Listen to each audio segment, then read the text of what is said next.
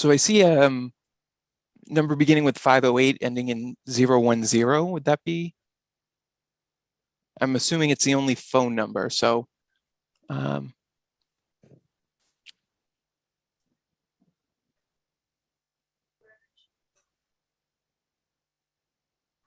right, sorry about that. So we are live, and I will bring Glenn. So Glenn, I believe I've just unmuted you. If that's you, if you can turn on your mic and say hi.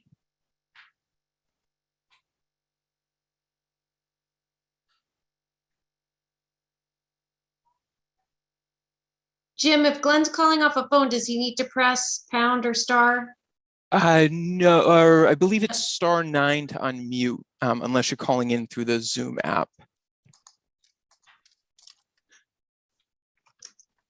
Or maybe *6 to unmute. *9 might be raise your hand.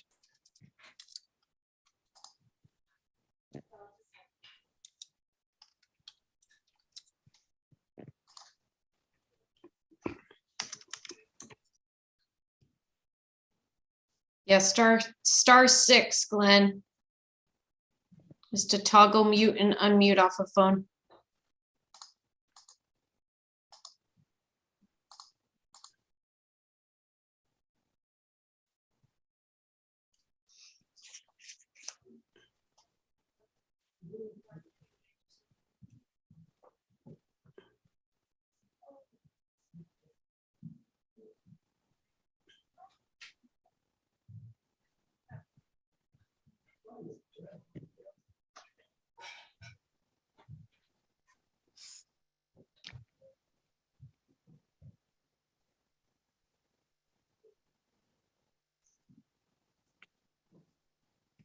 Okay, so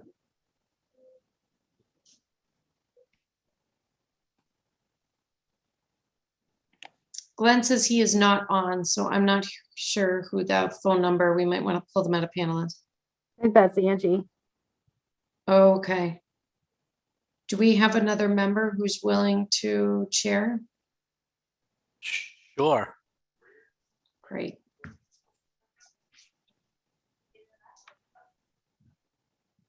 So just to give you some guidance, Dilip, so you will identify yourself, you'll announce the opening of the meeting, and then just if you can hand it over to me, I'll read the required remote meeting script if that works for you. Sure. Thank you. Hi, my name is Dilip Jain. I'm acting on behalf of Glenn French, Chairman of the Board of Health. And I propose that we get the Board of Health meeting started for December 14th, 2021. And now I'm going to hand it back to Dr. Black. Okay, thank you, Dr. Jain. Members of the Board of Health, this meeting of the Northborough Board of Health is being conducted remotely consistent with Governor Baker's executive order of June 16, 2021, an act relative to extending certain COVID-19 measures adopted during the state of emergency. All members of the Northborough Board of Health are allowed and encouraged to participate remotely. The order allows the Northborough Board of Health to meet entirely remotely, so long as reasonable public access is afforded so that the public can follow along with deliberations of the meeting. The public is encouraged to follow along using the posted agenda unless the chair notes otherwise. Members of the public who wish to view the live stream of this meeting may do so by going to Northborough Remote Meetings on YouTube via the link listed on the agenda. Ensuring public access does not ensure public participation unless such participation is required by law. This meeting will feature public comment, and you'll be allowed to raise your hand as directed by the chair to be allowed access. The chair is going to now confirm, or Dr. Jain, or if we do have Jane on, confirm that the board members are present and that they would repeat after stating their name in the affirmative that they're in attendance. Thank you. Dr. Black, I believe Glenn is here. If that's him in the telephone 593.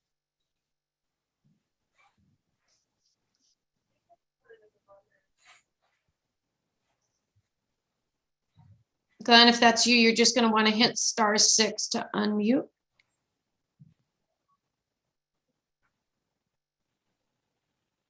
Fantastic. Again, I apologize having trouble with my internet connection, but Fortunately, I can use the telephone. So if you don't mind, I'll take, let's see, we will take attendance for tonight's meeting. Delete, Present. Teresa, Present. and Swati.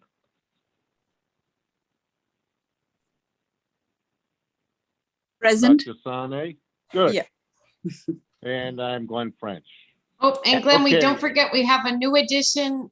Sorry to Oh, interrupt. I'm sorry. Yeah. Lisa Johnson is on. You can't see her smiling face here, so. Yeah. Could she just So I'm present. Hi, state her Glenn. name for the record? Hi. Thank Lisa you. Sorry about Johnson. that. That's okay. Lisa Johnson is present. Very good.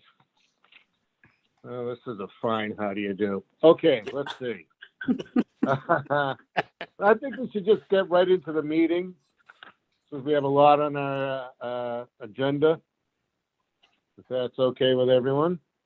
First, we're going to welcome Lisa Johnson, the newly appointed Board of Health member. Clap, clap, clap. Welcome, Lisa. Let's Thank you. see. Do you want to get right into the Casa Beata? Kristen? Yeah, we can. We do have Diane Legier, our health inspector, who performed or Okay. conducted those inspections. And also, I'm not sure if you missed it earlier, Glenn. So we do have Jim, who is hosting, and he'll let us know. Jim, if you could, if anyone would like to speak, we want them to raise their hands. Jim, is there anybody else in attendance in case the owners or representatives, managers of those businesses would like to speak when time allows? Not a problem. Yeah, I believe both restaurant representatives are here. So if they have any questions during the presentation, they can raise their hand. And once the time allows, we'll give them a time to speak if it's all right with the chair. Great. Okay. So I'd hand it over. Diane Legier is available. You can hear her audio, just no video. She was upside down earlier. So we'll hand it to Diane. Thank you. Very good. Hi, everyone.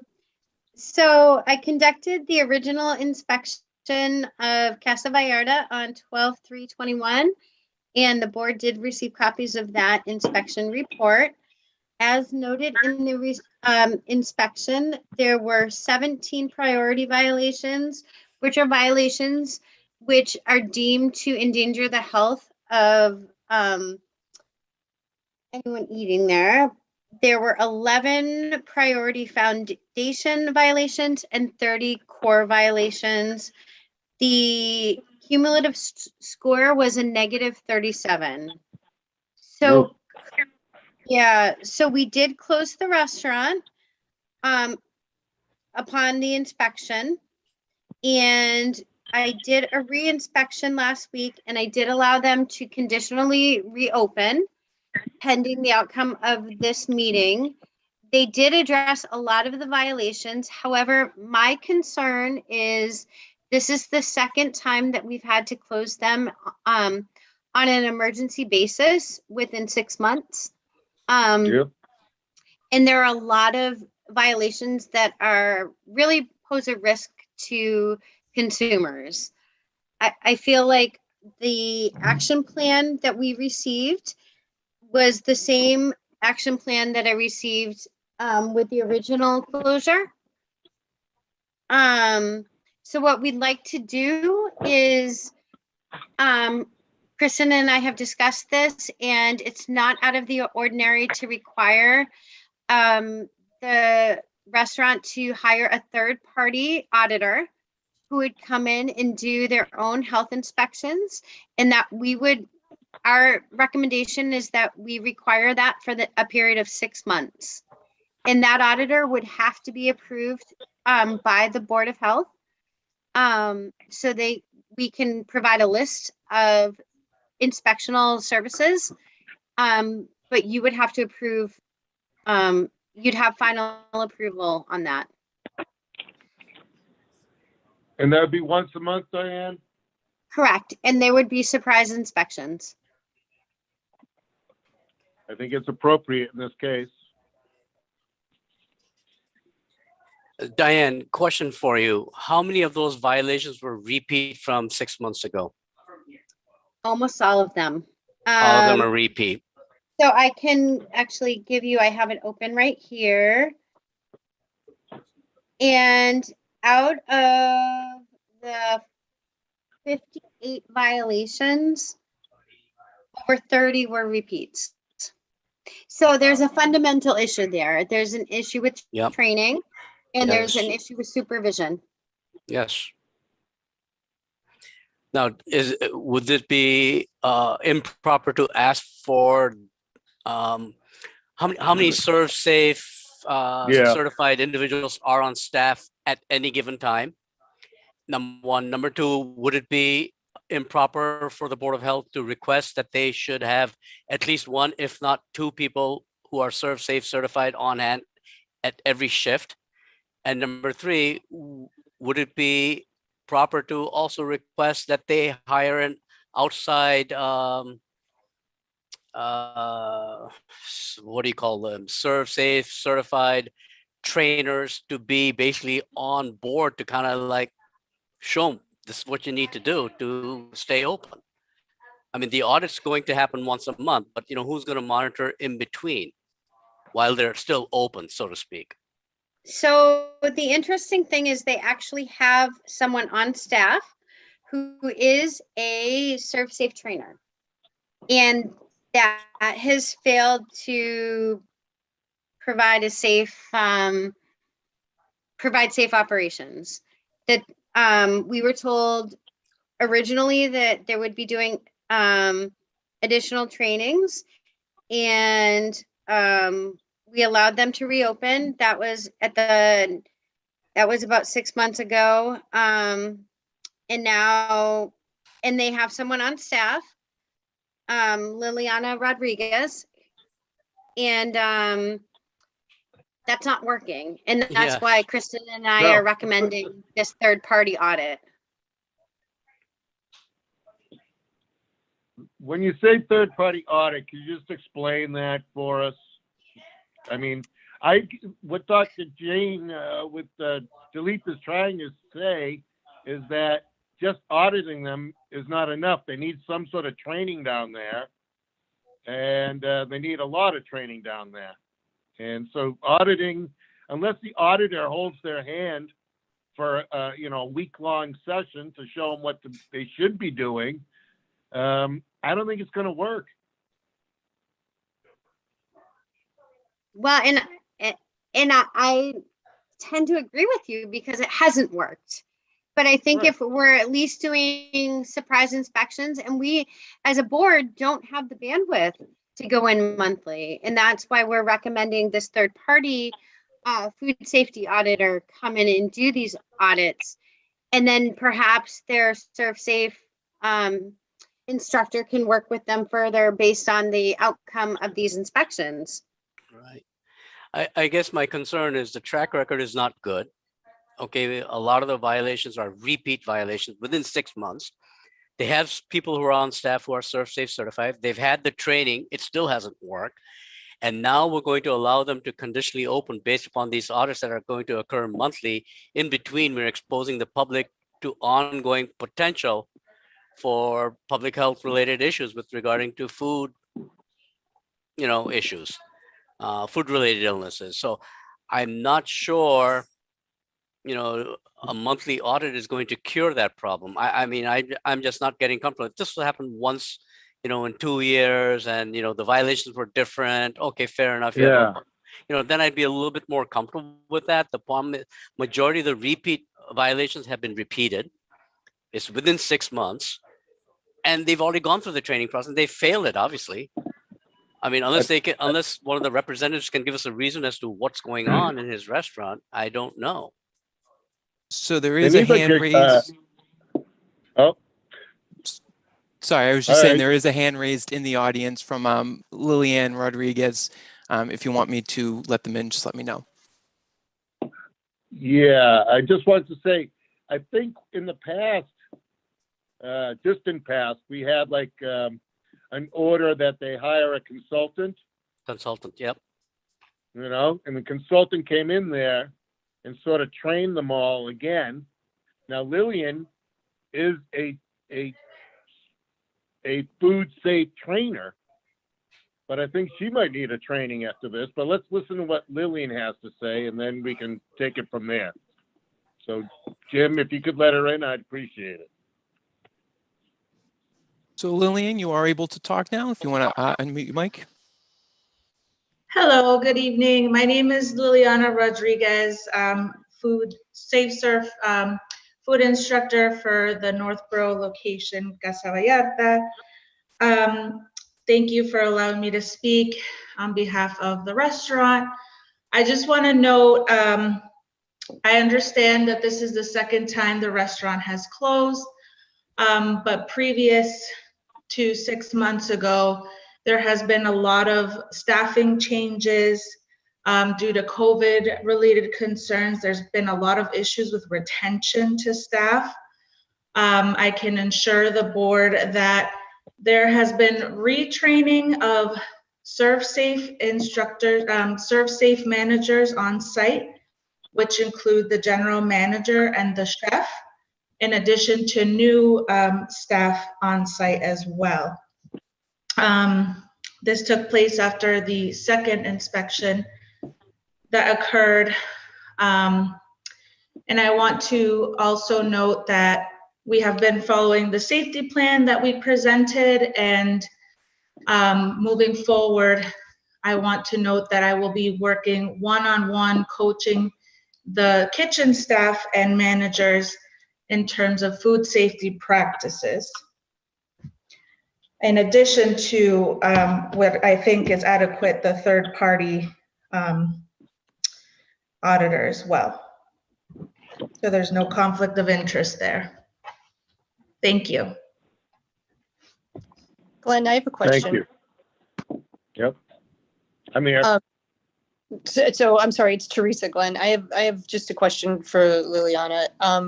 Okay. How often were you at the restaurant before this most recent set of violations? To be honest, I was doing this part-time, so I was not providing the oversight as I'm planning to do now. But that doesn't answer my, how often were you actually there? In the last 6 months, how often did you actually go there? I want to say that I was training other restaurants as well, so at least once a month. Okay. Mm. And when This you is when you were there, how long were you there for? Probably less than an hour. There wasn't one-on-one coaching. It was just pretty much talking with the manager, just a regular on-site overview and inspection, and that is all. But moving forward, again, like I mentioned, I would like to do one-on-one coaching, mock inspections that will be more frequent to ensure that all of the food handlers are practicing food safety in the restaurant. So Liliana, this is Dilip Jain. So what I'm hearing is that you were there 6 times in 6 months for less than an hour each time, talking with the manager. So there was really no formal training of the staff that was there. And as you put it, a lot of turnover. So that means all new people were not getting trained on what proper food handling techniques in that 6 months. So Correct. that brings us back to square one, that really no formal training has taken place in 6 months after the first violation. And now we have a second violation with as many high priority violations, critical violations as they were 6 months ago. So nothing has really changed, which means the restaurant has not learned anything in the 6 months. That's my understanding.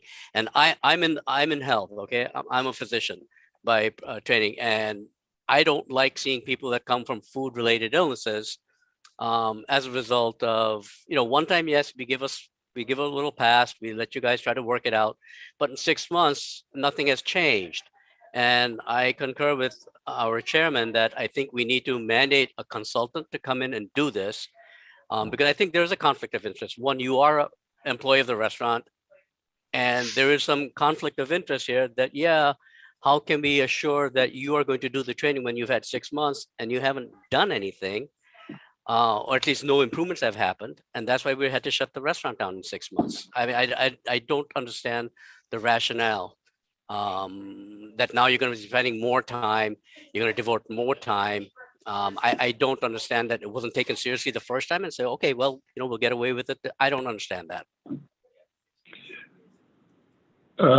Yes, this is Chairman French. I have to agree with Dilip. I think we need an independent consultant to be hired. Take over for at least a period of time until we're comfortable that Casa Vallarta's got it. 'Cause right now they don't. Liliana, you've obviously seen the report. It's not a little. Absolutely. I mean, it's fairly severe. So I'm leaning more towards independent consultants. I am too. And then they would do their own audits and on a monthly basis, Yep. like how we used to do it before with some of the restaurants that we had to do this with. You remember that, Glenn? Yes, So I I do. think that's what we're going to need. And they need to have the formal training through an independent person, a consultant. I agree. I think also if we're going to do that, which I agree with doing, we should require the independent consultant to review both of the past violation reports Yes. approved by the Board of Health or by Dr. Black's office at least, and that somebody needs to be on board immediately and not Liliana. Yeah. Yep. Right. I agree. So we can provide a list of consultants. Is that how it works? And they can choose one for approval by the Board of Health office? I would leave it open. I mean, we do know of some vendors, but I would be open to other Okay. contractors or vendors in that area. If it's someone Okay. we're not familiar with, I'll make sure we do reference checks, but we'd want someone thorough, not only for the ability to do instructions, but really to provide the one-on-one training that's required to Yes. make sure that, these are not repeat violations. I agree. Now, the audit and the consultant are two different units, two different entities, or are they both the same? Or is it? I would say depend on who- third-party inspections and required training, to become in compliance. I think that could be one and the same, and I would think that it needs to be a third party. A truly. Okay. Yes. I That's what I, Can I just perhaps make the argument that there's two separate individuals, one for the training and one for the inspection, so that there's some internal accountability there? That works. That I works. think so. That's fine. I mean, this is the second strike. Yep. One more and they're out for a period of time, so let's get on it now, Casa Vallarta. Will the restaurant be open during the training phase? It's currently open now. It was conditional upon review by the board. So, the only reason Diane allowed for the conditional reopening is because all of the priority Right. violations. I don't know if Diane, you can touch it upon, just the current status and safety and your thoughts about, being open conditional upon, I think we had kicked around the idea of getting a contractor, someone in place within 10 business days, just to make sure we get Correct. someone. But Diane, can you speak about the current, conditions right now and put the board hopefully at ease if it is okay to be open at this moment? So they did do a lot of work, and they definitely fixed a lot of the violations. However, my biggest concern, like all of you, is the training, and that's why we want to get someone in place within the next 10 days, because it's one thing to fix the violations and open back up, but it's another thing to run day-to-day operations and maybe not practice good food handling protocols. As you could see in the report, there were a lot of conditions that are deemed to endanger. which would include improper food temperatures, improper food storage, the not labeling, that's not so big of a deal. But these are conditions that can make people sick very quickly. Yep. So I would not feel comfortable if we didn't get someone in place very quickly to make sure that the work that they've done continues. The corrections that they've made continue. I agree. Can the restaurant be open in just half a capacity? Because it's holiday time and it's going to be busy, and it just makes me uneasy what's going on, and with holiday parties and all being hosted at this place. Mm. Do I mean, if customers they're- know that this has happened? Is this posted so that they understand what's going on in the restaurant? If I walked in there and I wasn't privy to this as a board member, I would be enraged to have my children eat there. My family, anybody. It's not a safe situation. They've demonstrated they're not following processes. Until they're safe, they really shouldn't be open in our town. I think we owe that to our community. It's unsafe. So can we require serve safe training certifications from all employees before reopening to any extent? They won't be able to do that. They won't. We don't want to kill their business. We don't want to kill the public.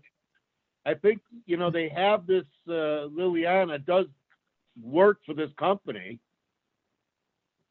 I would suggest that right now they're on, double secret notice.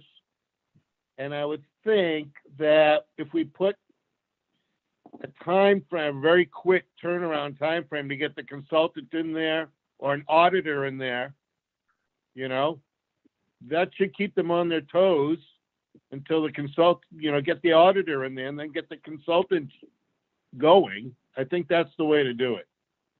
You shut them down now, they probably may never open again. I do want to point something out for anyone not familiar with the merged food code in Massachusetts.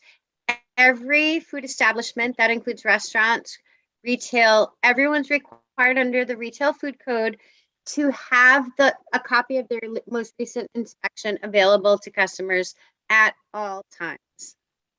So if anywhere you go, you can ask for a copy of the most recent inspection, and they're required to provide you with that. Oh, that's lovely. Maybe put it. And that's something that Kristen and I will be addressing in a little bit. Yes, I know. I saw that. Maybe they could just put it in the menu. Well, I think consumer education's really important, so people know where they're I agree. But we'll get to that one in about 20 minutes or so. Right now, we don't have anything in place that we make them, stick it on the board. Maybe a sign that says, but that would have to be for all restaurants, I think. But that is required, actually, Glenn, by code. It's already required that every restaurant has a sign that says, ask for a copy of our most recent inspection. That's required by the retail food code. That's kind of strange. I've never seen it in any restaurant. I just got here. I'm working on it. Yeah, so, and I have been enforcing that. Yeah, Diane's getting everyone up to speed. Obviously, we have new health department staff, and no education was provided on the new changes to the food code, which have been in place for a few years. So we're getting everybody up to speed, a lot of education. So that's a sign you should see in every restaurant. And unfortunately, Northborough, we're a bit behind the times, and Diane's working really hard to make sure all restaurants are now in compliance. And grocery stores, any retail food. Where is it posted usually? Is it like up front? It should be right at the entrance. At the front door. Correct. But to a point that we want to be everyone to realize it's not perfectly transparent. It says a copy of the most recent inspection report is available upon request. So you actually have to Yeah. request it. Now, the real challenge is, do they have it? And, how are you going to feel about staying there? But you have to request it. So the requirement is a sign is posted that says a copy of the most recent inspection report is available upon request. Well, it would defeat the purpose of the law if it wasn't available upon Right. request. Right, it has to be immediately available. I mean, Right. you can't be like, oh yeah, well, go on the Board of Health website and look it up. We'll send it to you in 10 days. Yeah, right. So it should be on site at every restaurant, every food establishment. Correct. So I have a question regarding liability. Is there any liability for the town if somebody becomes ill because this restaurant is now open under very poor circumstances? We have a few lawyers on that. And I just want to clarify, Lisa, so Diane reopened because all the critical violations were corrected. And there were some outstanding issues like a cracked tile or things like that did not pose an immediate health risk. So food was at the reopening, the conditional reopening made sure that the situation was safe at that time. So there were certain violations that you often give more time, like a cracked tile, right, on the floor, but we're not going to allow for a large open, slice through a cutting board, or temperatures the refrigerator not holding, or something that was, more likely to cause an imminent risk. So although there was the reopening, all of the critical violations have been addressed, or Diane wouldn't have conditionally reopened. So it's more just trying to stay on top of it, and then to slowly, or within the next 30 days, to correct any of those other non-critical violations. Okay. Yep. Thank you. And I think the key is oversight at this point. And that's why Yep. we're requesting a minimum of 6 months. Yep. I agree.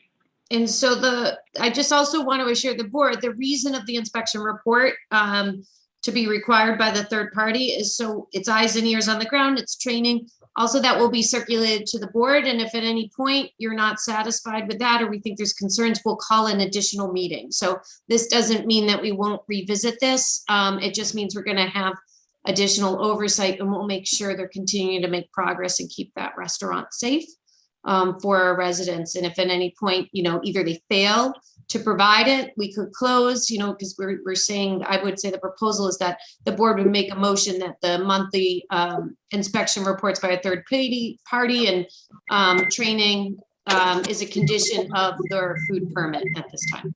Yeah. So we're gonna get a consultant and an auditor, and are both in within a certain time frame from today. Today is what, Tuesday? Right, so you give them Tuesday, by Monday? Monday, December 20th. I think so. I would hope they could hold it together, but for, till Monday. And if it comes out, the auditor goes in there by Monday and it's lousy, then they're shut down. I imagine they're gonna keep the, they have a serve safe instructor working there. No, she's not working, Glenn. She's just there. No, she's just there. Yeah. That's what I think. We give it a certain amount of time, very short window, to actually get somebody in there and report to the board, not the board, but report to the office, in Diane, what's going on. Good, bad? Get them in there by Friday, report. I agree. Monday? They had enough time to figure this one out. Yep. So, Glenn, when the board is ready, I'm prepared to make 2 motions on this for you. Oh, thank you. You're Does welcome. anyone else on the board have anything they want to add to this conversation? Nope, I do not. No? I agree with what has been proposed so far. Yeah, I mean, we've been in this position before, Yes. and no restaurants let us down yet with regards to this initial thing before the consultant gets in there. So hopefully, I mean, Casa Verde has been around for quite some time. Hopefully they can pull it together. I guess with that, the chair will entertain the motion.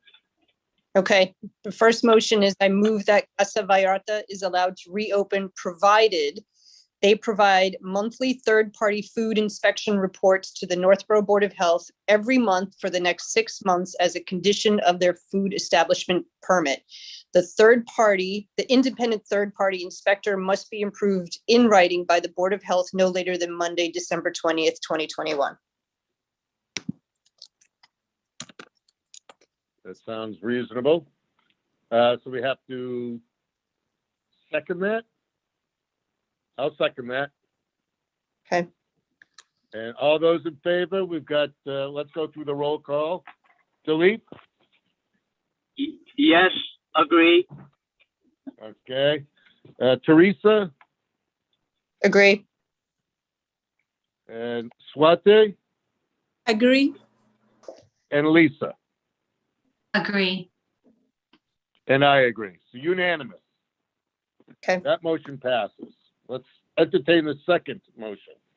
Okay, I move that Casa Vallarta is allowed to reopen provided they retain a third-party serve-safe trainer who shall provide training on a monthly basis and shall certify the training, including the names of employees trained and the type of training, to the Northborough Board of Health every month for the next 6 months as a condition of the food establishment permit. The third party must be approved in writing by the Board of Health no later than Monday, December 20th, 2021. Sounds reasonable. I second that motion.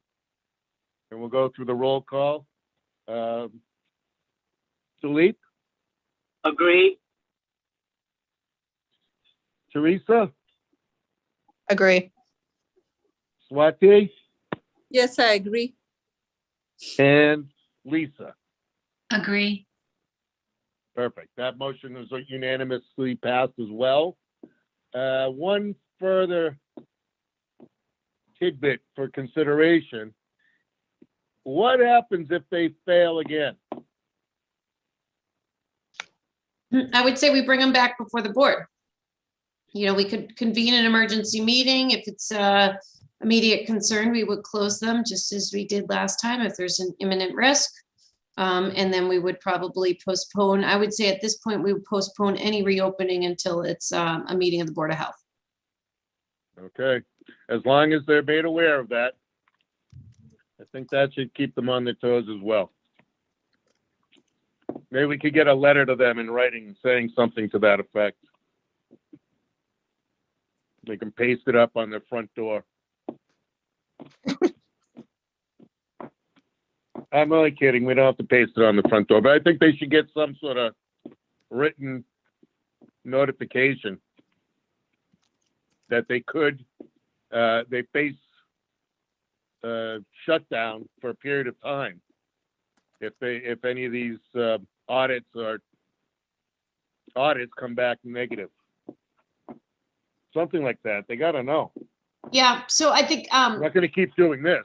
yeah, Chairman Friend, I think it's a great point. What we can do is pull the motions together and send it in a letter to the restaurant owner in writing so they understand. Yeah. We're gonna have to communicate the results of this meeting. And so I'll let them know that failure to adhere or to comply with the new conditions of the food permit could result in immediate closure of the establishment. Yeah, could. Okay. Could. Right? Yes. Yep.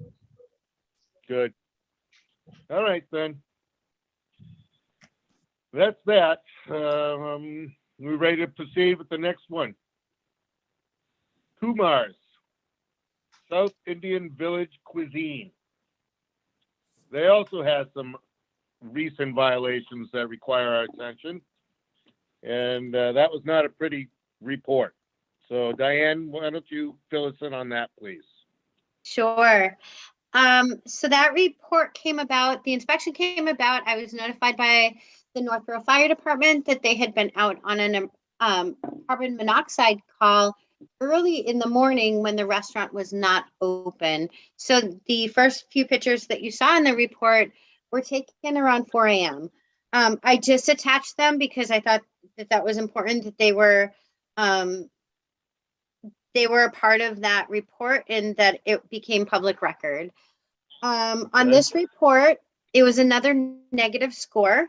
And by negative, we score on a 0 to 100, and they scored a negative 36, 19 priority violations, which are those deemed to endanger, and 10 priority foundation, 21 core. 22 of those were repeat violations.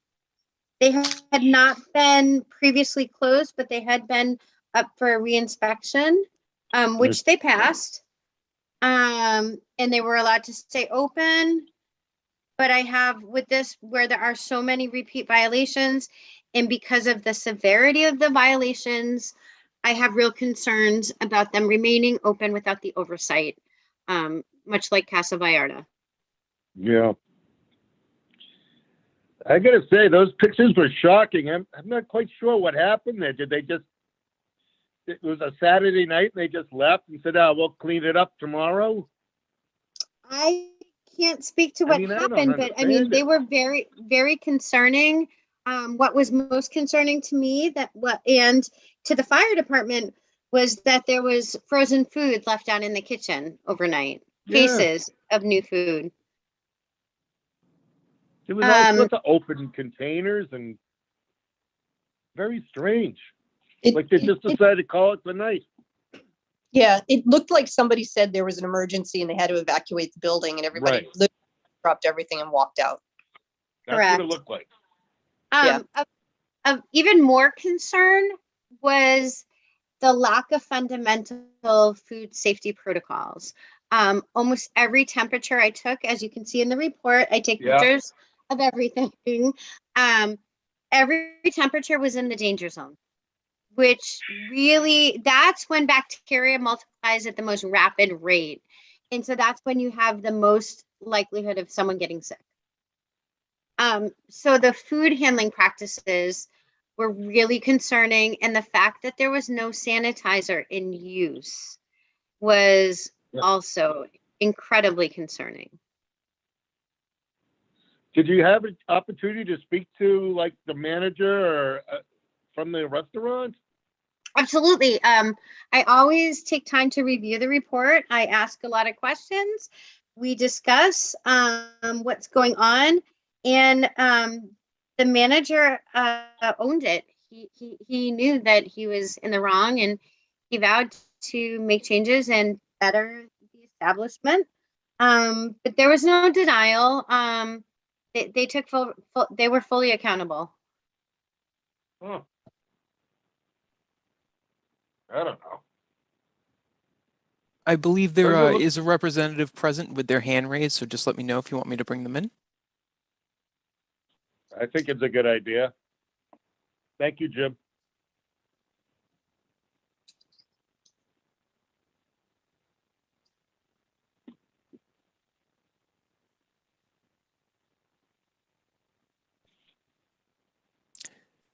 So I have promoted them. Since they have an older version of Zoom, I had to promote them to panelists, so they should be moving over shortly. Okay.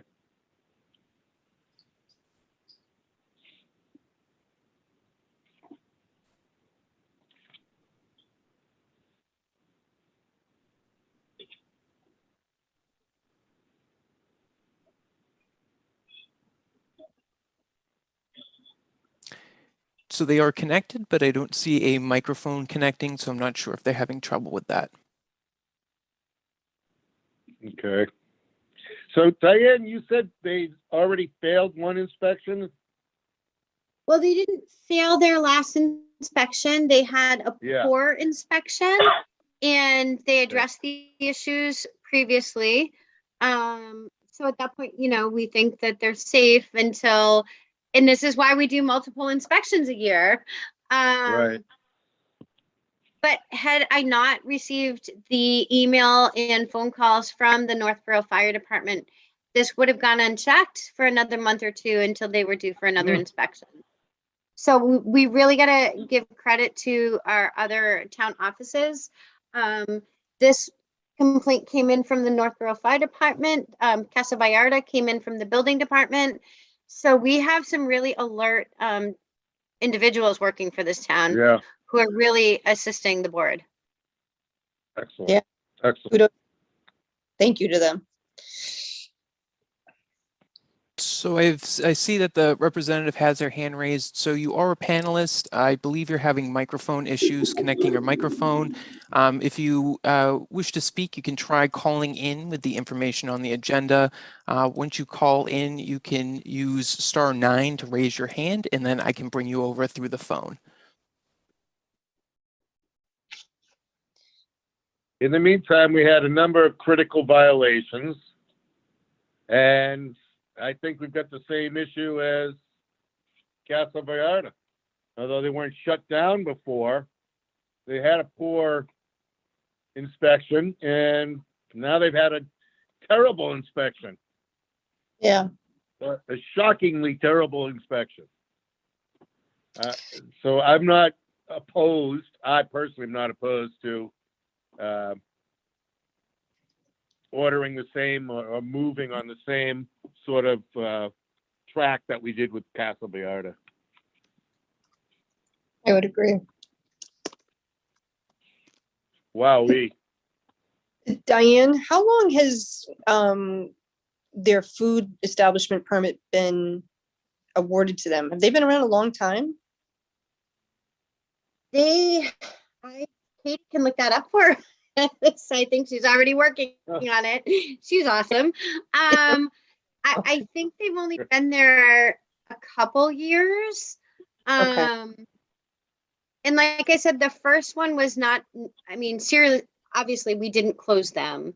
And I just want to make it very clear, closing a restaurant even for a day is absolutely our last resort. We never want to do that. Looks like sorry to interrupt, the first permit issued to them was October 2019. Okay. And I believe the applicant is connected now. Oh, good. Sir, if you can hear us and respond, could you state your name and your relationship to the restaurant, please? My name is Dave Chinta. I'm the manager at Kumar's Indian Cuisine in Northborough. All right, welcome, Dave. Dave, you've had Thank an you. opportunity to review the report. Yes, sir, I did. It looked to me like everybody just quit in the middle of the cleanup and left. So the one of the reason that they happened is the same thing. We had some kind of argument in the kitchen actually. So somebody actually left. There were almost 3 guys left my kitchen that day, and they just don't want to work. That's what it looked like. So yes, and because of whatever the staffing issues going on, we have been pressured to clean the place and just working along. It was like the morning was a little busy, and we've been pressuring them not to take a break, and we'll consider paying them whatever we can do it. But it's a blink of the thing. I had some family emergency. I have to leave around 7 o'clock, and we had no clue this happened. And the only thing I heard, like chef and the manager who's at present cleaned a little bit, and I never knew they left it like that. So as soon as in the morning we came, we cleaned it. We never knew the fire department has seen the place, and they have some. I know that there was a power was down because I get got ding from power plant saying that there was no power, but I thought everything's normal. So at least we came early.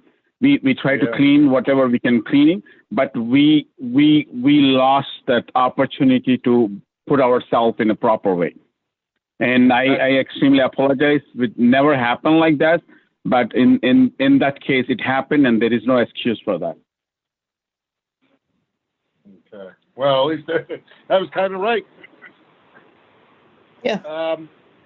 Diane, in relation to the first inspection and what we saw in the second inspection, is it the same? I mean, the second inspection was obviously out of control, but were the same sort of violations found in both inspections? So the repeat, I just do want to point something out. Yeah. All of my reports are geo and time-stamped, which means they give the geolocation and they timestamp it.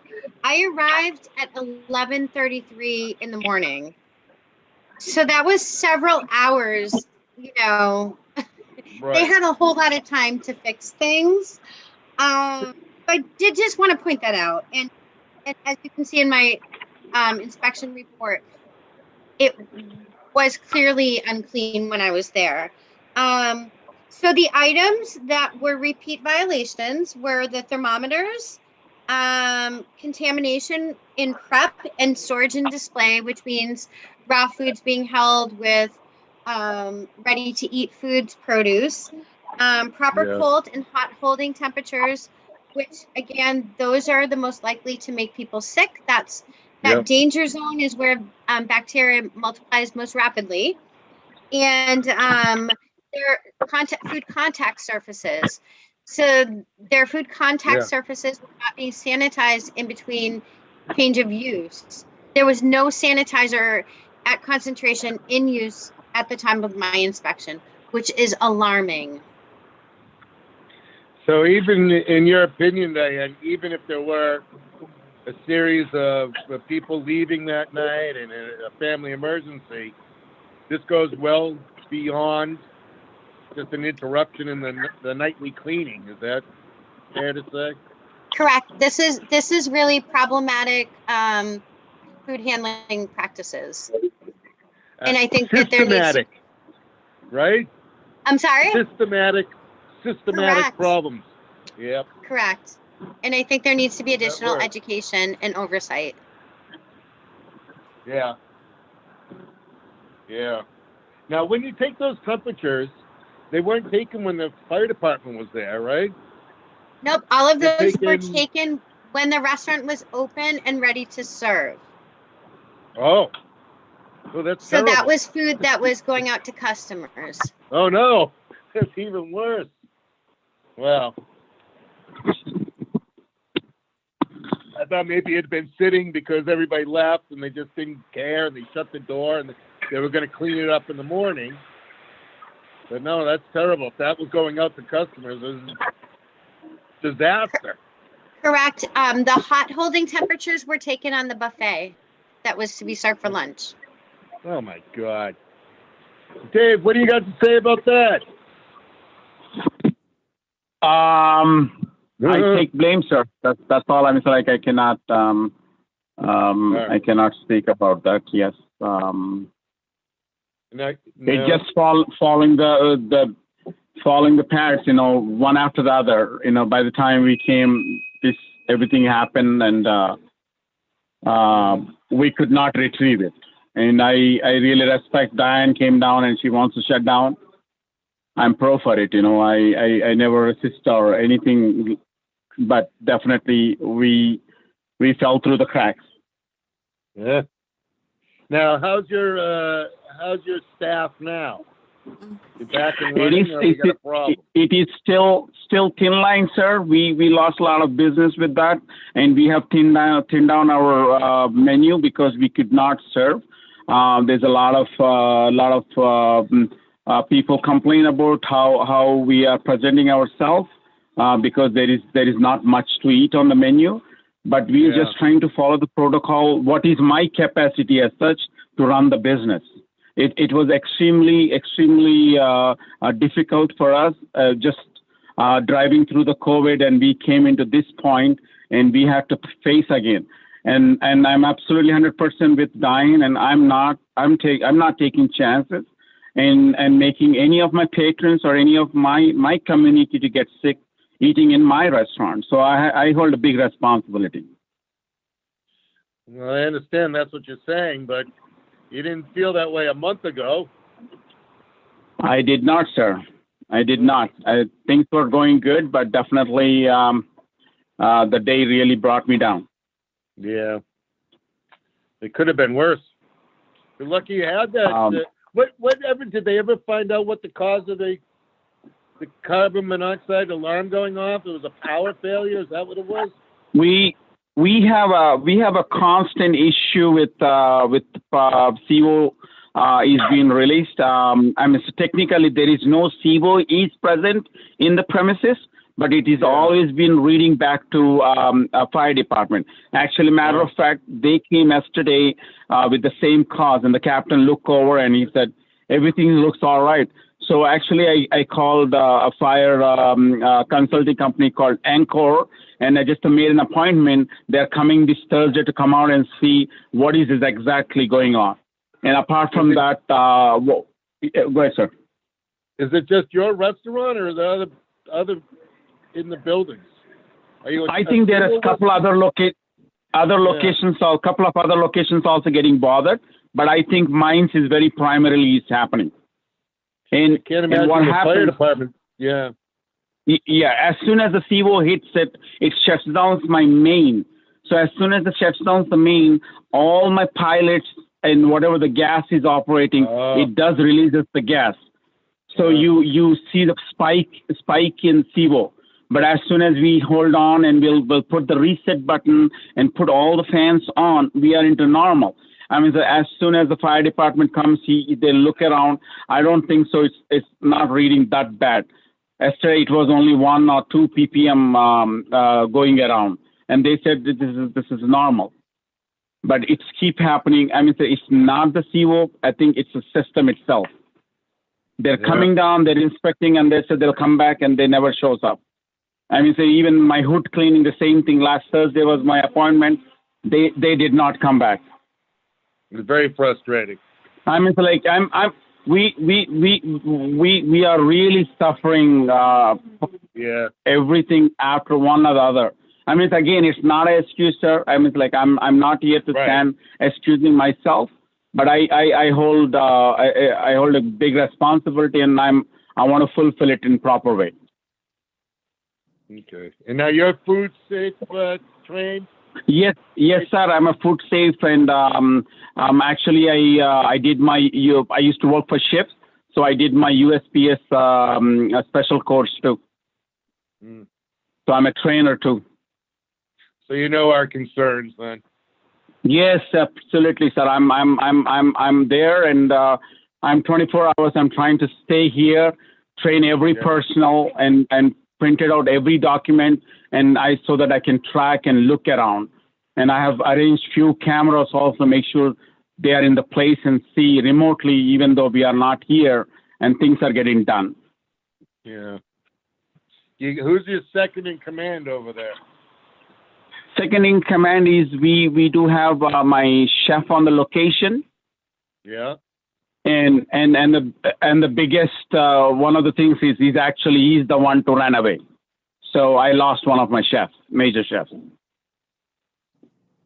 But the second in command didn't run away. No, he's the one to run away. Yes, he's the one of them run away. Nice. He couldn't take the pressure. He's the one to drop my aprons and everything. He's the one. Boy, oh boy. And my manager, who's in the front, who puts his apron, he cleaned what can be done. He was like, the whole atmosphere in my kitchen was dead. That's what I heard. When I came in the morning, when Diane was here, I came running, and by the time it was very late. Too late. Too late, yeah. Too late. All right, well, I don't have anything further. Does anyone else on the board wish to be heard on this? No. No. All set. All set. I'm all set. Teresa? I'm all set. I would just say, I know, Glenn, you mentioned earlier, I would be in favor of imposing the same 2 requirements on ours as we did with the prior one. Yeah. Swati, same thing? Yes. But I'm also concerned, how do you plan to be open now that you're short-staffed? It's troubling. And continue the safe practices? We actually reduced our menu, ma'am, tremendously, and there's a lot of patrons actually walking out, and they just don't want to dine because we are not full menu. And I just want to represent myself, what I stand for, and I'm not deviating myself. I know I'm losing money, but at least my doors are open, and thank you for cooperating with that. And you're not poisoning anybody. I had visited the restaurant just 2 days before this happened. Mm. Do you plan to keep the buffet still on? Buffet is only thing we are keeping it, ma'am, because that's the way, at least I have logs to maintain. We are changing every hour, we are changing the foods, and we are reducing the quantity of the food we serve. And we are trying max, because that's the only thing I can do, because there's only one cook in my place and one manager who's helping us to just put the food out, because we cannot afford a la carte as such. Yeah. Yeah. And Lisa, Ms. Johnson, anything Yes. that? I don't have anything to add other than I All agree right. with I agree with the suggestion that was made by yourself and Teresa to have some sort of oversight to help keep some accountability there. Well, seeing as how it's not just that one night, it's more of a systematic failure. And then we've got 3 people running this restaurant now. I mean, I agree we need the audits in there. Mm. And I don't know if we need the consultant as much as the audit. But I don't know. I'm open for any kind of surprise inspection, sir. I mean, so like, I'm open to the business. So I'm just open the doors. Definitely, anytime anybody can walk into my kitchen. Diane, what do you say? I certainly, sympathize with the problems that as you know, I'm covering 3 towns, and this is the most frequent conversation that I have with every establishment owner. Everyone's struggling with staffing right now. I do feel that reducing the menu is a great idea. It's a great start for safe practices, but we have to have the oversight. And I really don't see any negative effect of having additional training.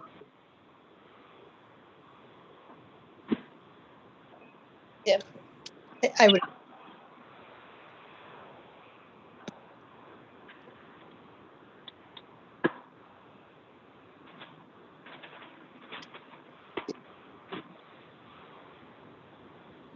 So, Glenn, are you still there?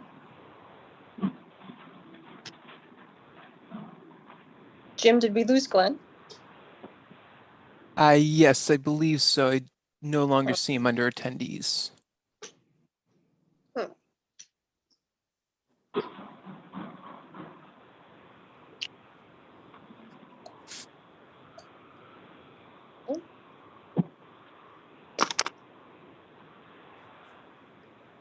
So I believe he is back, and it is *6 to unmute.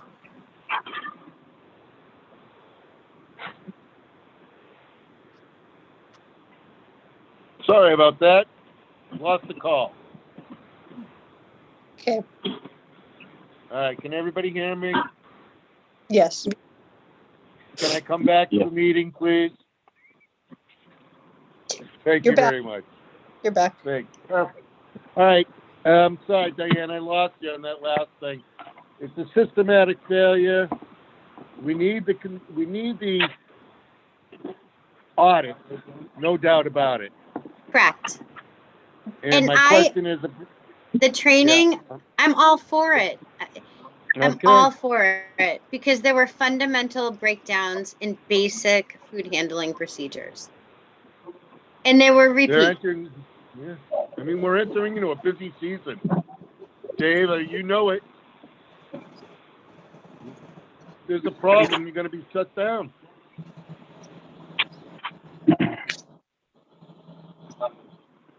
Whether it means limiting your hours or, I don't know, you're gonna have to do something. Definitely, I'm limiting my menu, sir. I'm actually shutting down earlier too in the night. All right. Okay, well, Definitely taking care of whatever the staff remains, and just the Yeah. business to be running. It is a tough time for us.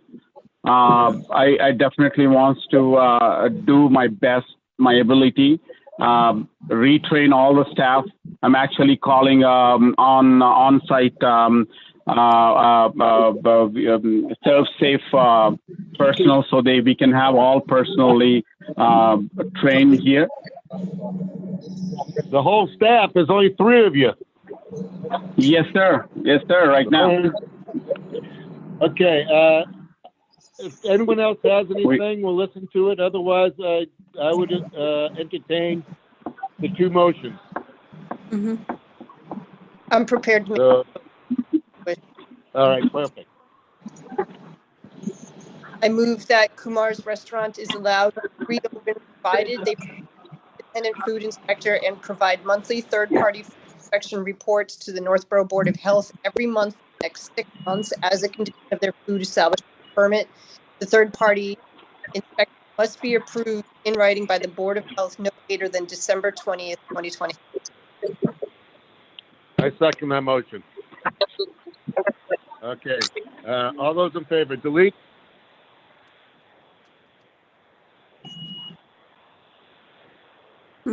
Delete? Yes, I agree with that. Okay, Teresa, Yes, I agree. Swati, Yes, I do agree. and Lisa, I agree. and I agree as well. That motion passed unanimously. Board will entertain the second motion. I move that Kumar's Restaurant is allowed to reopen provided they retain third-party serve safe trainer who shall provide training on a monthly basis and shall certify the names of the employees trained and the type of training to the Northborough Board of Health every month for the 6 months as a condition of their food establishment permit. The third party must be approved in writing by the Board of Health no later than Monday, December 20th, 2020. I second that motion. I will take a vote. Delete. I agree. Teresa, I agree. Swati, Agree? and Lisa. I agree. And I agree as well. That motion is passed unanimously. Okay, good luck, sir. Thank you so much, sir. I understand. Good luck. Thank you. Okay, well, that was interesting. The next thing is posting of food inspections to town website. And I just have one question on this. Is this something that's normally done or regularly done throughout the Commonwealth? Yeah, so Glenn, this is Kristen. Every town is different. We had mentioned there's some city like Boston or other cities, where they actually post a grade. There's all different ways to help educate the public on the status of our establishments. So as you all know, I came from Uxbridge, where we implemented this new software, and we did start posting our food inspections on our Board of Health website just to make it easily available to the public. We don't post it at the top banner to say just released, food establishment permit review, but it's somewhere where they're all housed in a folder or there's different ways. And I think it's helpful for the public, right? It shows the public the great work that we're doing. It makes people accountable. The proposed motion here is that, we begin to take action or posting, or I would recommend that we would consider posting starting February 1st. Diane's been in place and we've had the software and all of our food establishments have been educated about our new standards.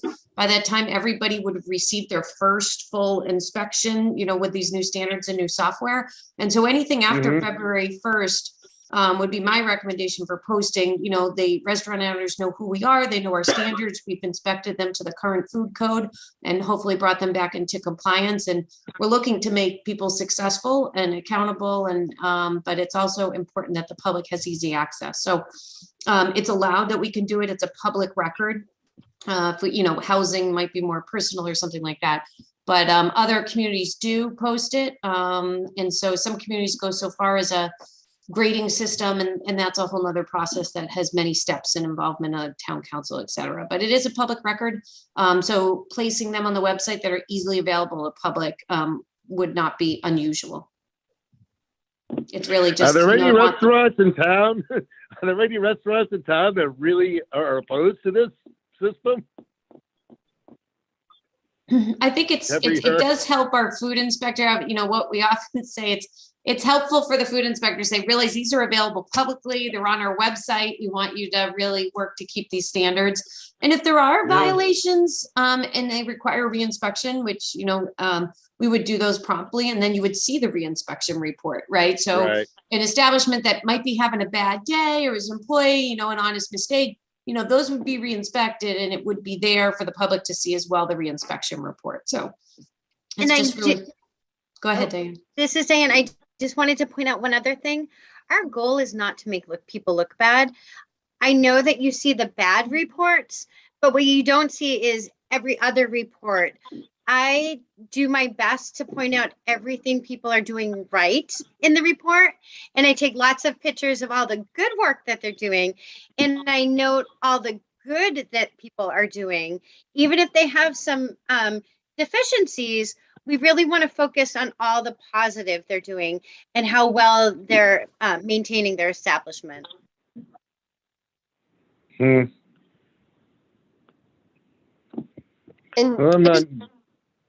Glenn, can I just clarify, is this the same report where if they had actually posted that the food inspection report is available upon request, this is what we would receive if we walked in the door and asked for it? Correct. Yeah. They're done twice a year, unless something like what we've just heard comes up. Okay.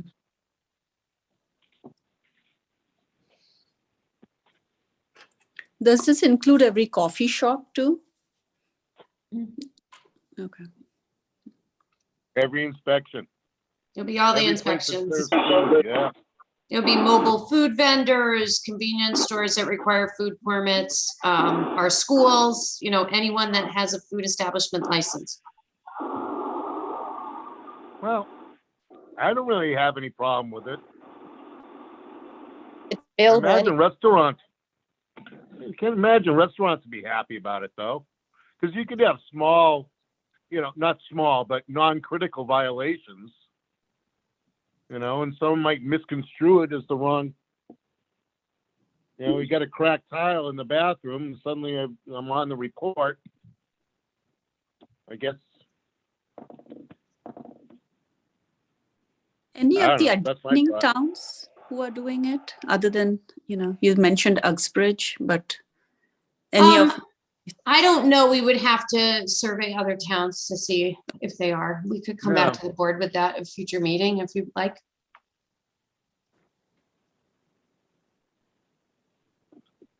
Well, Diane, you're the food inspection person. What do you say about these things?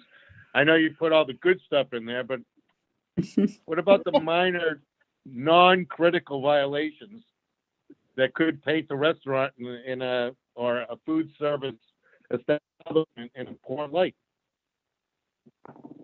Well, But not I this- think that we're really clear in how I write my reports, that these are minor violations. And I always point out all of the things they're doing right. So if someone reads my report on, establishment A, they may say, oh yeah, they have a couple deficiencies, But look at this, they're practicing good food safety protocols. All their temperatures are in range. They're using great sanitation techniques. Oh, it's an extremely clean establishment. These are notes that I put in daily. I mean, we really do point out if they're minor deficiencies, they're noted as such, and we focus on the fact that they're doing a great job overall. And I think for the most part, our restaurants are very good. Yes. They really have been very good for years now. Yeah, I'm seeing a lot of good. I had a perfect inspection today. I couldn't have been more thrilled. So, you know, too often we focus on the bad, but we've got a lot of people in town doing great work. Kristen, when you were in Uxbridge, did the restaurants complain about this kind of?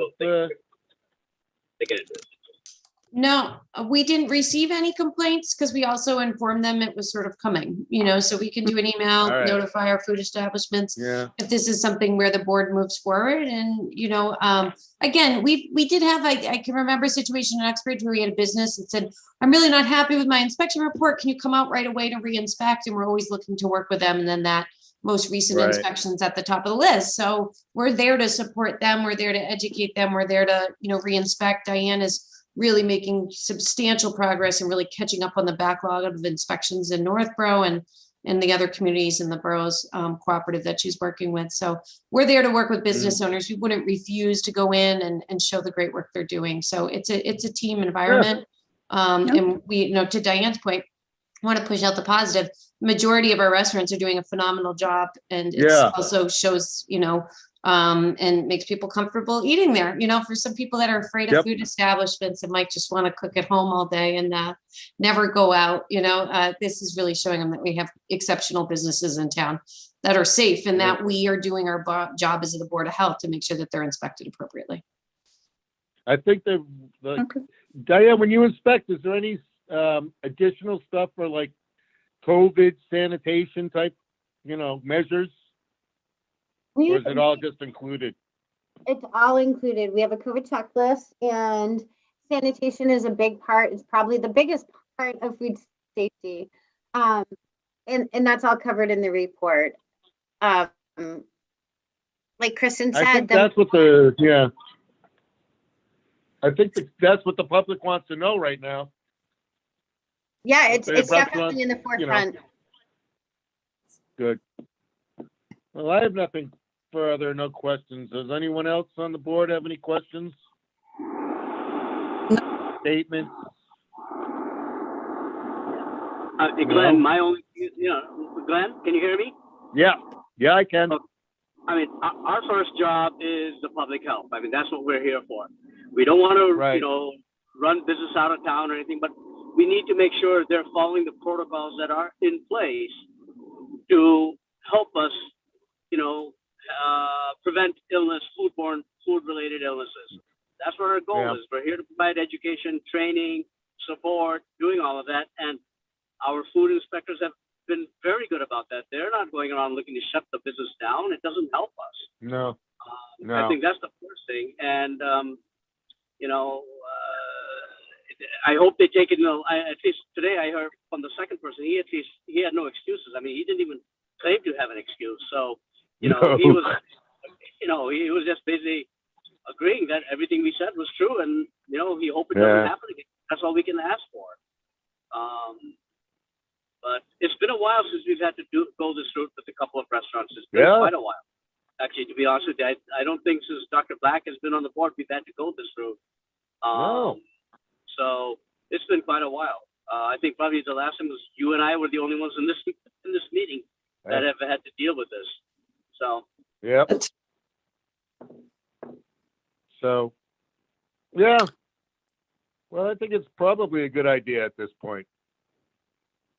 So, Glenn, I have a motion if you want. Yeah, I've got to entertain a motion. Is that correct? Yep, I can make a motion if you would. That'd be great. All right. I move that electronic food inspection reports be made available on the town's website for all food inspections completed after February 1st, 2022, while all food establishments are required to provide the most recent inspection report under the current Massachusetts Food Code. This step makes records more easily accessible to the public. I second that motion. And we'll go through the roll. All those in favor, we've got Dilip, I agree. Teresa, I agree. Swati, Agree? and Lisa. I agree. And I agree as well. Motion passes unanimously. Okay, Kristen, I've got this number 6 on my agenda. Very interested. Reorganization of the board. And thank you, Diane, for all your work, by the way. And thank you, Diane. Yeah, so Mr. Chair, we're looking, all boards and committees should have on their agenda once a year or so a reorg of the board. We haven't had that on the books. So it's just a general that it's on the discussion. I would strongly recommend that the board would appoint a vice chair in the event you're having technical difficulties or can't attend a meeting. It just makes it a little easier to know who's taking the lead. So I'll turn it back to the board, but you know, this isn't to unseat or make change, but we should probably reaffirm our positions and appoint a new one or go to any further discussion. Oh, And this is something that we should just probably have recurring on the calendar, that we do this every December or so. Yeah. There's no set time or cycle, but we should Right. bring this up as agenda item once a year. yeah, this is the first time I've heard of this too. So what do we have to do with this thing? Anything right now? Do you want to pick a Yeah. co-chair? So I guess for or a one, backup chair? Yeah, I guess, Glenn, are you Chair. happy continuing to serve as chair? I am. Okay. And Then then I I- guess, you know, if there's any, So Kristen, do we need to nominate? Because I'd nominate that he serves as chair. I don't know. I think if there's just agreement, you don't want to change the seat. It could be a discussion. And so if Glenn's happy to serve and nobody else wants to make a motion, you know, to appoint anybody else in that capacity, we can leave Glenn and as chair, and then next would be just to move on to appointing for vice chair. So I'll throw it back to the board. I think Dr. Jane should serve as vice chair. Agree. What do you say, Dr. Jane? I'm okay with it as long as you remain chair. I'm good. Thank you very much. You're welcome. That was almost opposed. I think that should have been the number 1 on the agenda, but okay. Now, do we need a motion for this? Yes. Or we just can all agree that Dr. Jane is the co-chair or? No, we second need chair? we would require a motion, a second, open discussion, and then move to, you know, and then proceed with the vote. All right. So I would make a motion that Glenn French continue to serve as the chairman of the Board of Health, and that Jane serve as the vice chair of the Board of Health. I second that motion. All right, so now we'll go through the roll. So Dr. Dilip, I agree and accept. Thank you. thank you. Teresa, I agree. Swati, Yes, I agree. and Lisa, I agree. and I agree. That motion passes unanimously. Woo. Anything else? Just because my internet was out, I almost got thrown out. COVID-19 update. Oh, this is important, the COVID-19 update. Let's get into that. Okay, I'll do a very brief review. No slides. We'll keep this simple. So regarding vaccine clinics, the Northborough Health Department, with support of the Greater Boroughs Partnership for Health Nursing and Boylston and Northborough Fire Departments continued to hold COVID-19 vaccination clinics. We've moved to the last, I guess, the 3 Fridays in December. We've been holding booster clinics at both now Pfizer and Moderna on Fridays. Those have been advertised through the town's website. Also, we have a constant contact distribution list that's grown to over 4,000 individuals have signed up for notification through that constant contact system. And so just a quick recap on what's planned this week is we are doing a pediatric first dose clinic.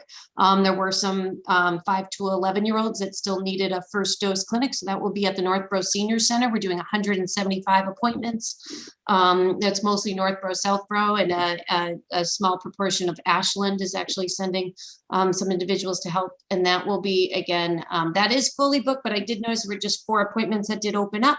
So we do have a little bit of capacity for that clinic. We'll move on. A last minute pulled it together. 16 and 17-year-old booster clinic is going to be held at Algonquin Regional High School on Thursday. We released over 400 appointments yesterday. And 200 or so are still available. So I've talked to the principal over at Algonquin. We've pushed that out, will be pushed out for 2 days, and tomorrow morning we'll be opening that up to family members. So we may have some parents that they registered their kids, but they need their booster shot. So again, just Pfizer. So we'll be expanding that to all families.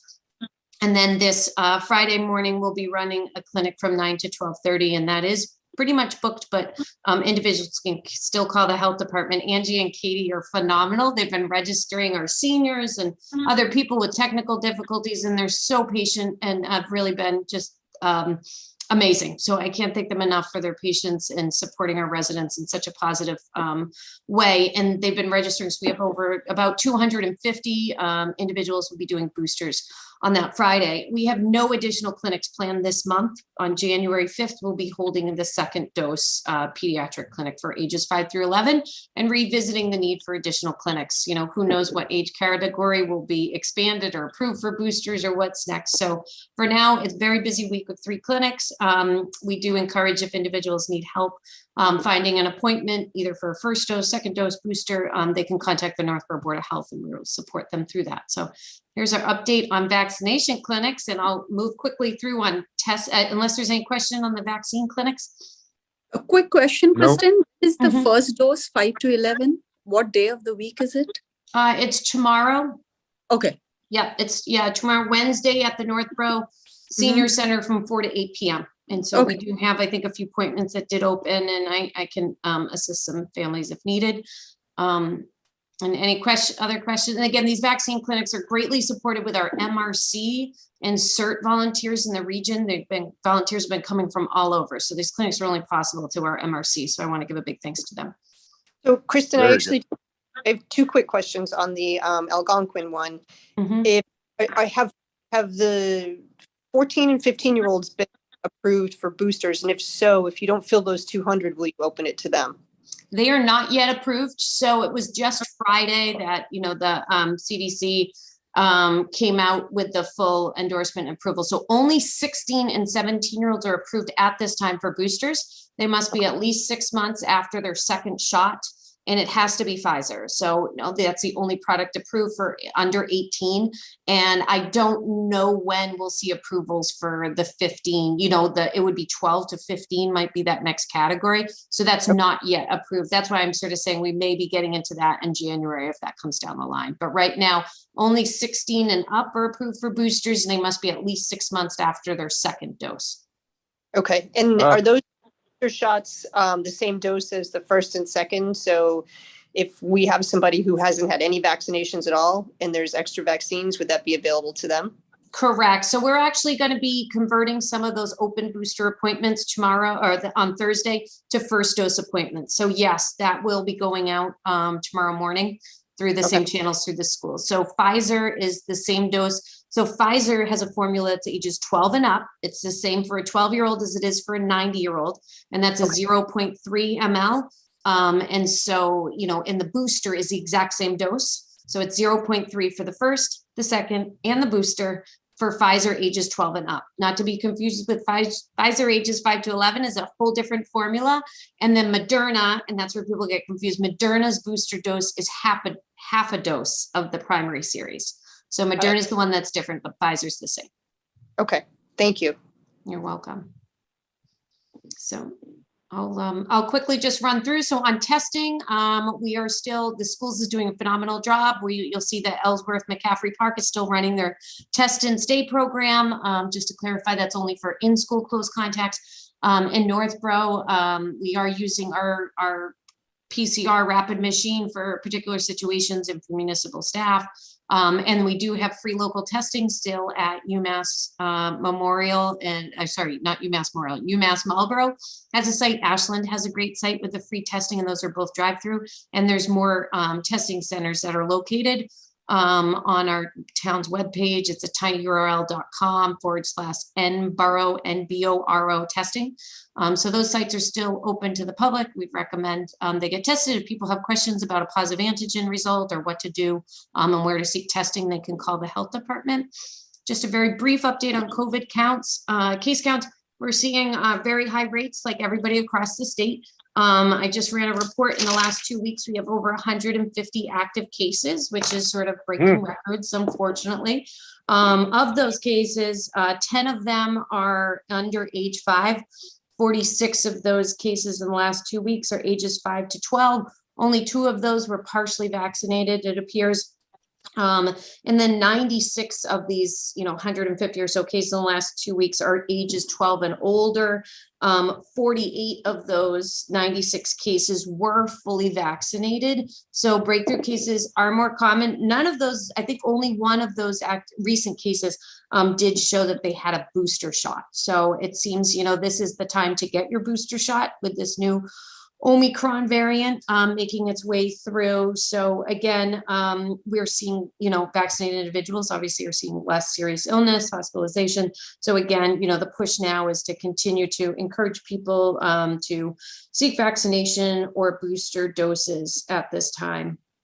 And I don't know, I'm looking here, just on our vaccination rates in Northborough, it's still exceptional. We have a 92% of eligible individuals ages 5 and up are fully vaccinated in Northborough. Again, we're still leading the state. So we are going to see our cases, we're going to see breakthrough just because the majority of our population is vaccinated. And so again, even our 5 to 11-year-olds, that number keeps creeping. We have 67% of our 5 to 11-year-olds in town have at least one dose. 49% are fully vaccinated. So again, vaccinations are moving along, and we're very fortunate in Northborough with those high rates. So that's all I have on the COVID update. And then next on the agenda, Mr. Chair, was the other grant updates. So I don't know if you have questions on the COVID updates. We were going to discuss mandatory mask implementation. We're unable to figure out our positivity rate because people get tested elsewhere, and you know what I mean? So I know the state's positivity rate today went up. It's 5.1, I think, %. So it's really high.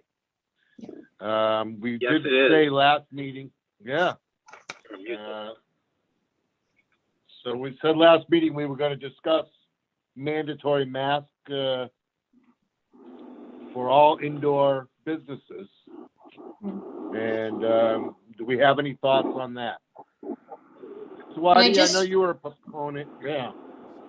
Yeah, I just want to preface before we get too far, we can briefly discuss it. It wasn't posted as an agenda item, and I apologize if that was my error, through the Board of Health. So we can discuss it, but we wouldn't be able to take, I guess we could discuss it under any other business to come before the board, but we wouldn't be able to take any action on that item. But I'll turn it back to Dr. Sane. Yeah, like I'd mentioned in the email, I think, it's time we have an indoor mask mandate, especially when you give the numbers of the kids who are vaccinated or not vaccinated, like 67% of 5 to 12-year-olds. That's not a good number in my, when I look at it.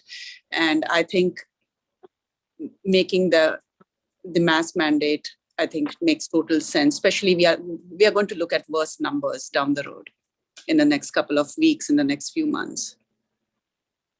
Yep, right after would- Christmas. And we are it'll be starting back. to see an increase in even the influenza. So it would Yep. make total sense, not just in terms of COVID, but in terms of other respiratory illnesses too.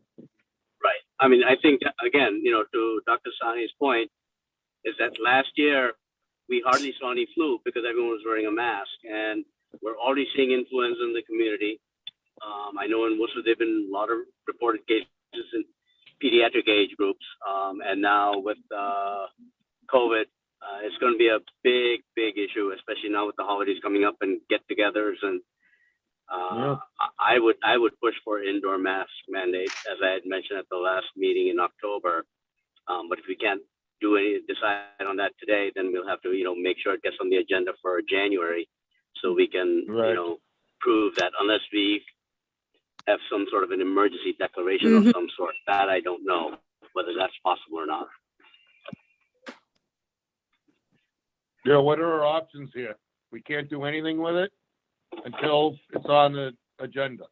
Right, we couldn't take a motion or take action on it, and I just want to chime in from a health department perspective. To date, I believe my understanding since I've been here, the Northborough Health Department, we have sort of followed along with the state. We haven't enacted our own mass townwide businesses. So I do want to stress that in Northborough, municipal buildings do have a mask requirement, and that was a policy that was passed through the town administrative office.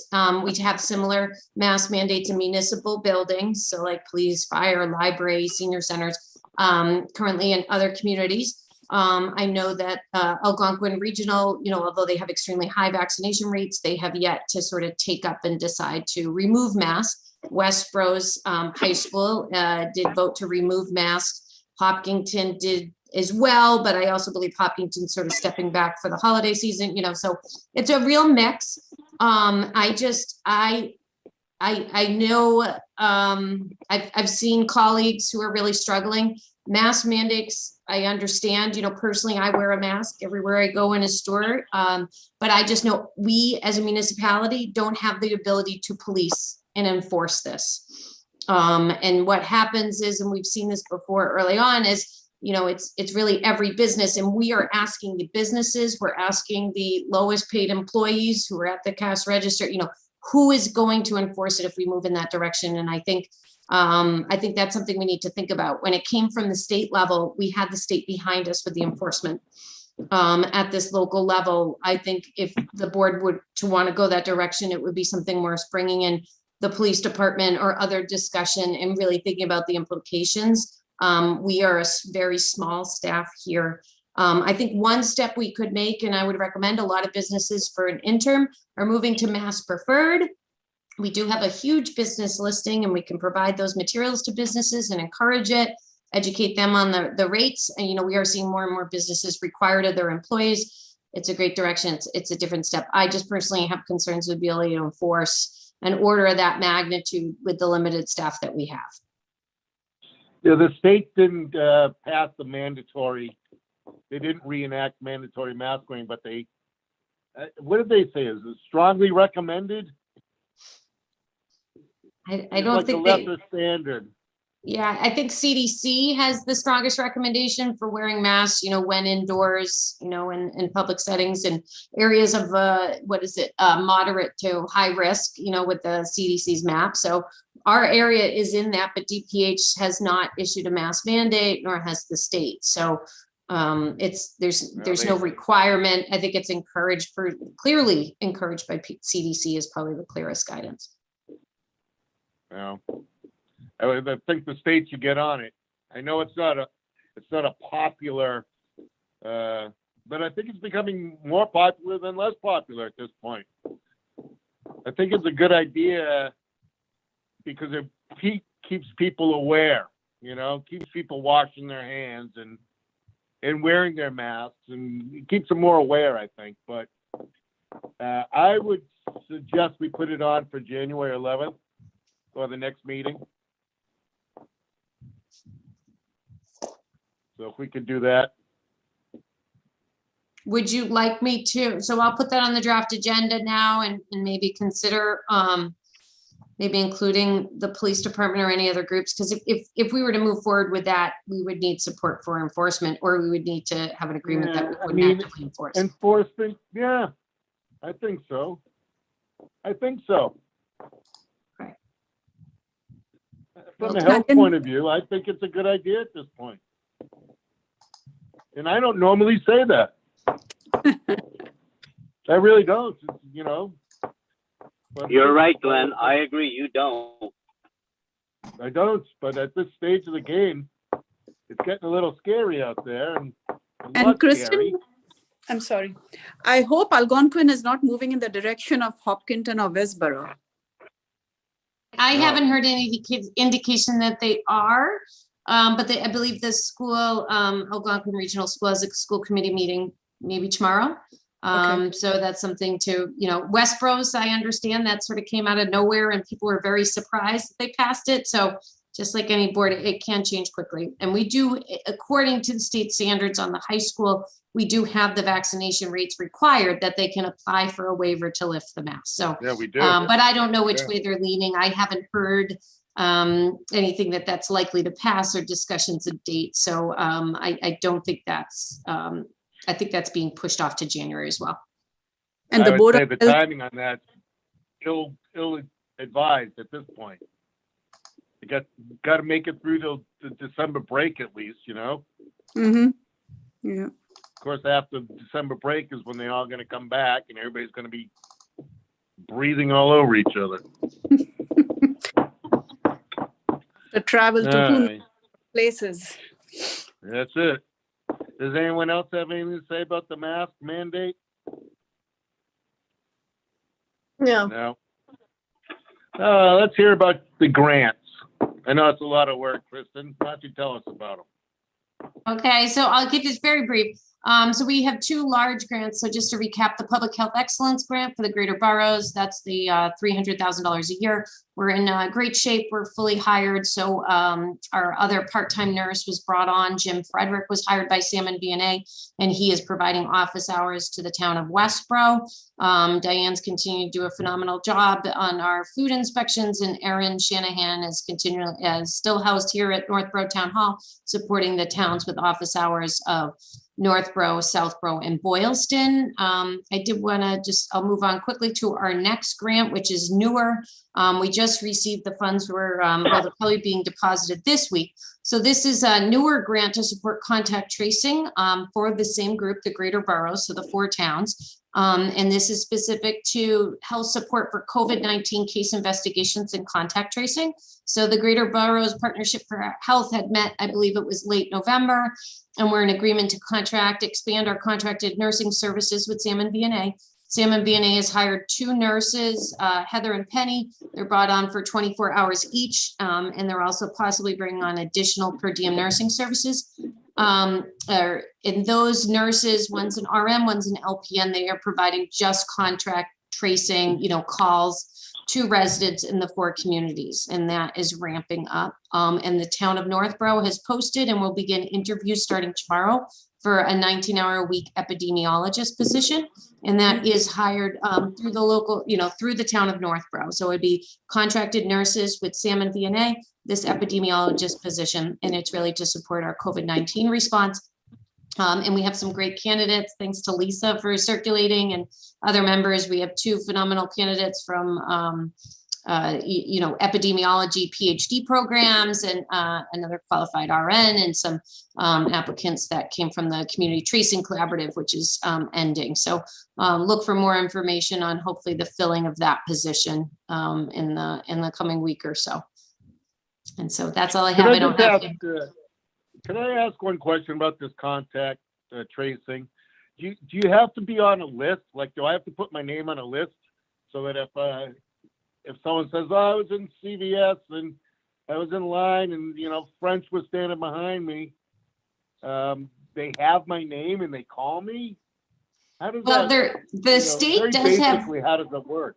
Yeah, so the state does have an app that you can enroll in. Forgive me, I can't think of the name of the app right now. I don't know if anybody can chime in. So there is an app, Mass Notify. I believe is the name of it, where you can actually enroll. So if you are standing next to a COVID positive person in the grocery store and you meet that definition, you would be alerted.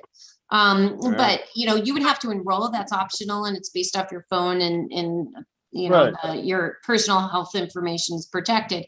But really the way it works on contact tracing is whenever you go for a test at a lab, a free site, your doctor's office, CVS, Walgreens, they'll ask you your name, your phone number, where you live. It's just your basic information. And if that is a positive disease, like COVID-19 or something that we track, if it's, it could be a tick-borne illness, a foodborne illness or something, that gets triggered in the state system and your local board of health is notified. So if you went to CVS, you test positive, the number you provided to the CVS when you registered would be sent to our local board of health, and we would reach out to you to notify you that you tested positive and provide you the appropriate, isolation guidance and how to notify our close contacts.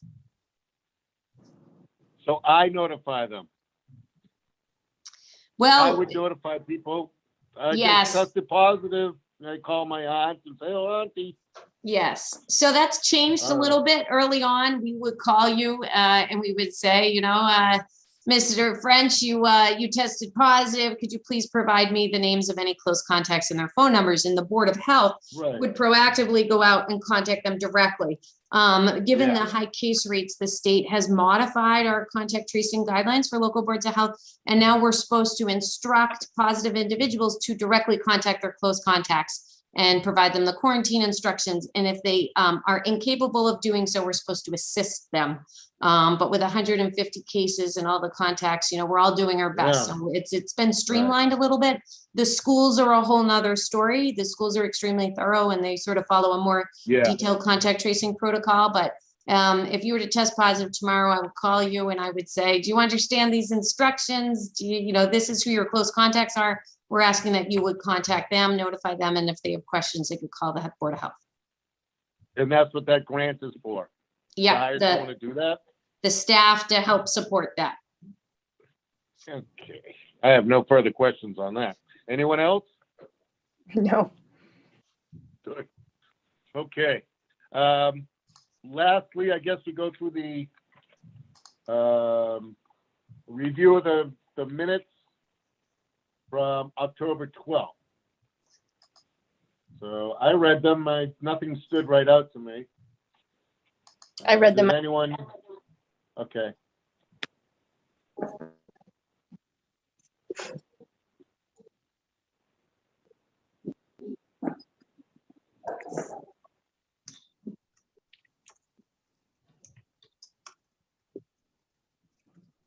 Does anyone have any comments, concerns, additions, or subtractions they'd like to present?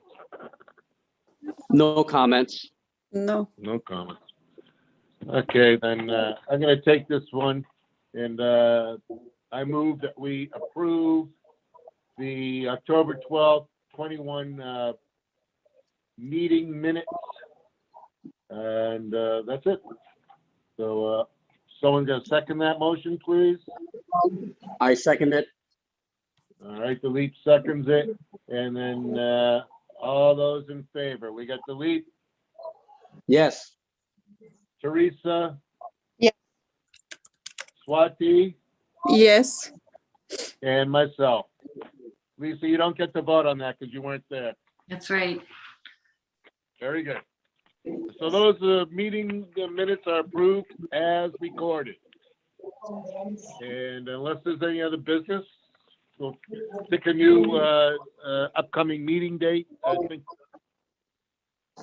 January 11th has been tallied around. 2022. Yeah. Crazy. Anything else, Kristen? That's it. Very thorough meeting. All right then. Well, I move that we adjourn this meeting for this evening. Second. All those in favor? Aye. Everybody? Aye. Aye. Aye. Aye. Very good. I guess that does it. I want to wish everybody a happy winter break holiday season. And